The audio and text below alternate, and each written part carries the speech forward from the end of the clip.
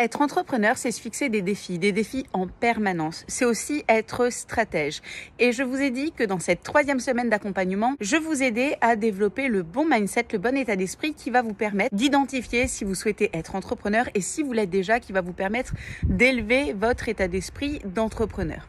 Je vais vous raconter quelque chose qui m'est arrivé hier. Mon défi sportif de l'année a réellement failli tomber à l'eau. Il a failli tomber à l'eau parce que je m'étais engagée envers moi-même à réaliser mon premier semi-marathon officiel. J'ai déjà couru les 21 et quelques du semi-marathon toute seule, mais je n'avais jamais fait cette course officielle et de toute façon cela datait. C'était un vrai défi personnel, un challenge. Je me suis inscrite au Run in Lyon cette année au semi-marathon et je suis allée chez mon médecin faire un certificat pour avoir l'autorisation, la permission de courir ce semi-marathon. Sauf qu'au moment de récupérer le dossard, les organisateurs ont dit qu'il n'y avait pas la mention en compétition sur le certificat et rien à faire. Impossible de récupérer le dossard sans cette mention. Il était trop tard, c'était un samedi et le médecin, bien sûr, n'était plus disponible.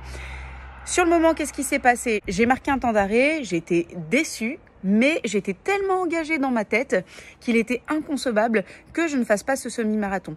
Je savais qu'il n'était plus possible de courir dans le Run in Lyon, donc je n'ai pas cherché à insister quand je savais que toutes les portes étaient définitivement fermées puisqu'il était samedi 21h, c'était trop tard et le lendemain, les dossards n'étaient plus distribués. Donc inutile de se borner dans une voie lorsque vous savez qu'elle est fermée. Par contre, instantanément, j'ai cherché le plan B. Et ce plan B, je n'ai pas attendu qu'on me le donne, je suis allée le chercher par moi-même. J'ai très rapidement eu ce réflexe de me dire comment je vais le faire toute seule.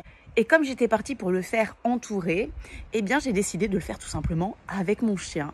J'ai un husky, un jeune husky de 1 an qui court déjà beaucoup avec nous. Il est capable de faire avec moi du 12-15 km sans se fatiguer. Donc je me suis fixé cet objectif. Et hier matin, j'ai pris mon husky. Nous sommes allés courir tous les deux. Mon mari m'a soutenue, mes enfants étaient derrière moi. Ils m'ont laissé vivre cette aventure toute seule comme une grande. Je suis partie toute la matinée, je suis allée courir. Ça a été notre épreuve, notre réussite, notre bonheur à tous les deux avec mon chien. On l'a fait. Défi sportif de l'année 2022 réussi. La morale en tant qu'entrepreneur et de toute façon dans tous tes projets de vie, si le plan A tombe à l'eau, invente le plan B. N'attends jamais que quelqu'un vienne te le donner sur un plateau. Ce ne sera jamais le cas. Va le chercher. Va trouver des solutions. Et si c'est pas dans la voie que tu espérais, invente une nouvelle voie. On se dit à demain pour une nouvelle vidéo état d'esprit d'entrepreneur.